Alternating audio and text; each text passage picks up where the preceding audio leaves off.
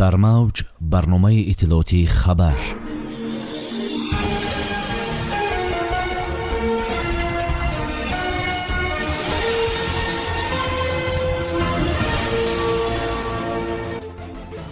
чиптаи $500 ваъдаи 3 ширкати русӣ барои арзон кардани нархи чиптаи самти Русия. Тоҷикистону Ӯзбекистон тақсими марзҳоро идома медиҳанд. дастури Раҷабзода барои босифат сохтани толори варзишии мурғоб. садамаи маргбор дар Петербург. Роналду омода аст ба Манчестер Юнайтед баргардад. 3 ширкати ҳавонавардии Русия, Уральские авиалинии, Сибир ва Ямал ваъда доданд ки чиптаҳои самти Русияро шурӯъ аз 22 май бо нархи $500 ба фурӯш мебароранд. бинобар асноде ки дар ихтиёри Спутник Тоҷикистон қарор доранд, ширкати Ямал эълон доштааст парвозҳои чартерӣ дар масири Тюмен-Душанбе-Тюменро ҳар ҳафта як бор бо нархи $490 иҷро мекунад. Уральские авиалинии ба агентии авиатсияи граждании Тоҷикистон маълум кард ки қимати як чиптаи парвози чартериро аз шаҳрҳои Тоҷикистон ба Русия ҳудуди $500 муқаррар хоҳад кард. Сибир низ ба агентии фавқузикр изҳор доштааст ки барои анҷоми парвозҳо омода аст арзиши як чиптаро аз $500 зиёд накунад. ду ширкати охирӣ дақиқан ишора карданд ки дар асоси дархости агентии авиатсияи граждании Тоҷикистон арзиши чиптаҳоро ба ин ҳад поён хоҳанд овард. дар ҳамин ҳол Икром Субҳонзода, директори агентии авиатсияи граждании Тоҷикистон ба Спутник Тоҷикистон гуфт, санаи 8 майи соли равон ин ниҳод ба тамоми ширкатҳои фаъол дар бозори ҳавонавардии ин кишвар мактуб фиристода равшан гуфта буд, арзиши чиптаро то ҳадди $500 поён фарорид ва дар ин асос агентӣ тамоми дархостҳои ширкатҳо дар мавриди афзоиши парвозҳои чартериро баррасӣ хоҳад кард. хадамоти матбуоти вазорати корҳои хориҷии Ӯзбекистон гуфт ки намояндагони Тоҷикистон ва Ӯзбекистон дар Хуҷанд музокирот анҷом доданд. гуфта мешавад ки гурӯҳҳои кории ҳукуматии ҷумҳуриҳо масъалаҳои аломатгузории марзро баррасӣ карданд. силсилаи гуфтушунидҳо тақрибан як ҳафта идома кард, аз 17 май то 22 майи соли ҷорӣ. намояндагони Тоҷикистон ва Ӯзбекистон корҳои таъин кардани марзро баррасӣ карданд. дар бораи хатти аломатгузорӣ ва муқаррар намудани аломатҳои марзӣ мубодилаи афкор карданд. корҳо оид ба муайянсозии сарҳадҳои давлатӣ идома хоҳанд ёфт. инчунин хабар дода мешавад ки дар натиҷаи гуфтушунид протокол ба имзо расид.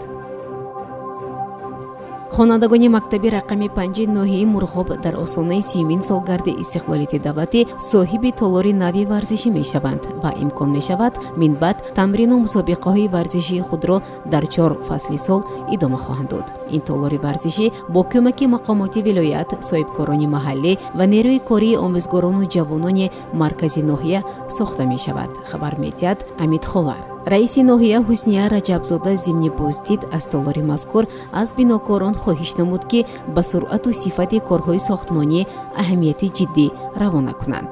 тобистони ин ноҳияи баландкӯҳ хеле кӯтоҳ, ҳамагӣ 3 моҳро дар бар мегирад ва бо истифода аз рӯзҳои гарм корҳои андовакунӣ ва ранггуборкунӣ бояд то охири моҳи август ба анҷом расонида шаванд. коре кунем ки ин толори варзишӣ барои чандин насл хизмат намояд, афзуд Ҳусния Раҷабзода. дар ин ҷо барои баргузор кардани мусобиқаҳо аз намуди футболи хурд, волейбол, баскетбол шароити мусоид фароҳам оварда шудааст. садамае дар Санкт-Петербург бо куштори яке аз иштирокчиёни садама хотима ёфт, хабар медиҳад расонаҳои маҳаллӣ. тибқи гузориши Невские новости, садамаи нақлиётӣ бо таксӣ ва як мошини хориҷӣ санаи 22 май тахминан соатҳои 18 дар чорроҳаи Криленко ва проспекти Дальневосточный рух додааст. ҳангоме ки ронандагон мунтазири омадани кормандони бозрасии давлатии автомобилӣ буданд, байни онҳо муноқиша сар зад. дар ин муноқиша тоҷик кордро бароварда ба сокини Санкт-Петербург зад. ҷабр дида бо захм дар минтақаи қалб дар беморхона бистарӣ шуд, аммо табибон ӯро наҷот дода натавонистанд ва ӯ дар беморхона ба ҳалокат расид. муфаттишон алайҳи ҳамлагар парвандаи ҷиноӣ боз карданд. ӯ дар ҷараёни тафтишот дар маҳкама қарор дорад. масъалаи оғози парвандаи ҷиноӣ бо моддаи одамкушӣ алайҳи тоҷикистонӣ баррасӣ мешавад. ҳамлавари тими миллии Португалия ва Ювентуси Турин Криштиану Роналдо омодааст ба тими Манчестер Юнайтеди Англия баргардад, менависад ас. Роҳбарияти Девҳои сурх ба гуфтаи манбаъ аллакай бо ин бозингари 36 тамос гирифтааст. Сармураббии Манчестер Юнайтед Оле Гуннар Солскjaer ҳатто бо Роналдо гуфтугӯ карда принсипҳои корияшро ба португалӣ расонд. Роналду дар навбати худ зид нест ки ба Манчестер баргардад. ёдовар мешавем ки ӯ аз соли 2003 то 2009 дар тим бозӣ кардааст. сомиёни азиз, ин буд барномаи иттилоотии хабар. То барномаи дигар шоду пирӯз бошед. хайр.